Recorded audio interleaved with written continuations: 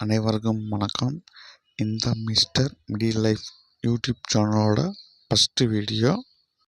வாழைப்பழத்தின் நன்மைகள் பற்றி தான் பார்க்க போகிறோம். வாழைப்பழத்தில் நிறைய வெரைட்டிஸ் இருக்குது.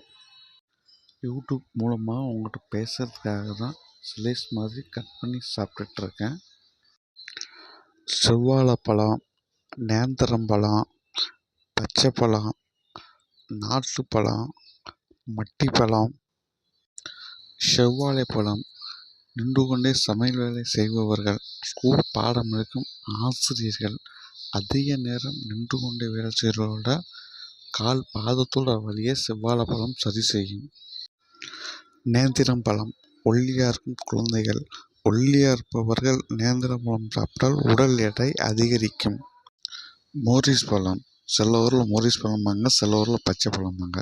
இந்த பச்சை பழம் உடல் சூட்டை தணிக்கும். மட்டிப்பழம் கை விரல் மாதிரி குட்டி குட்டியாக இருக்கும், இனிப்பாக டேஸ்ட்டாக இருக்கும். இது குழந்தைகளுக்கு ஏற்ற பழம். குழந்தைகளோட மலச்சிக்கலை சரி செய்யும், குடல் புண்களை குணப்படுத்தும் ஆற்றல் உடையது. இப்போ நம்ம சாப்பிட்டுட்டு இருக்கிறது நாட்டுப்பழம்.